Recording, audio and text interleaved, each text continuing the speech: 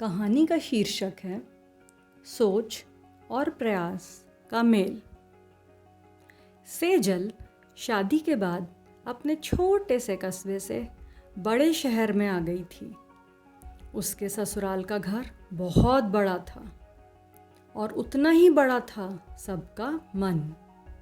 घर की साफ सफाई, बागवानी सभी के लिए तो नौकर लगे थे, पर सेजल को तो सभी काम स्वयं करने की आदत थी।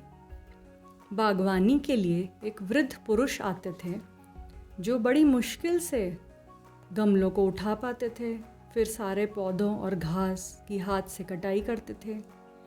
कड़ी धूप में भी बिना छुट्टी के निरंतर मेहनत से काम करते थे। घर बाहर के बाकी काम भी कर दिया करते थे। उनकी वृद्धावस्था और झुकी हुई कमर को देखकर सेजल को उन पर बड़ी दया आती थी।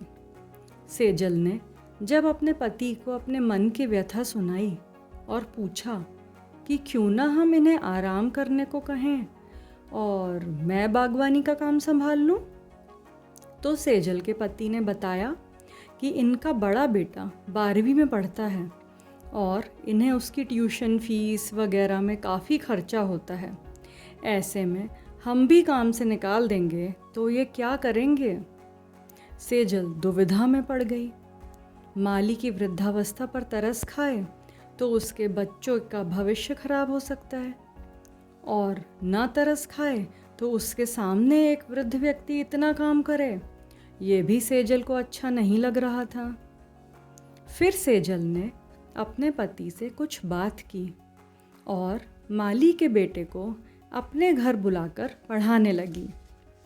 इससे माली के बेटे के अतिरिक्त फीस से निजात मिली और व्यक्तिगत ध्यान देने के कारण पढ़ाई की गुणवत्ता में भी इजाफा हुआ। जब 12वीं का परिणाम घोषित हुआ तो माली के बेटे से ज़्यादा चिंतित सेजल थी, परंतु परिणाम देखकर सबके चेहरे पर खुशी छा गई।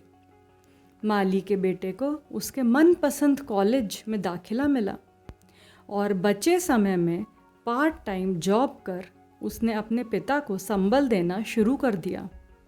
पढ़ाई के बाद अच्छी नौकरी मिलने से तो वृद्ध पिता को काम पर जाने की ज़रूरत भी नहीं पड़ती थी। सेजल की सोच और प्रयास से उसने एक घर की परिस्थिति बदल दी थी।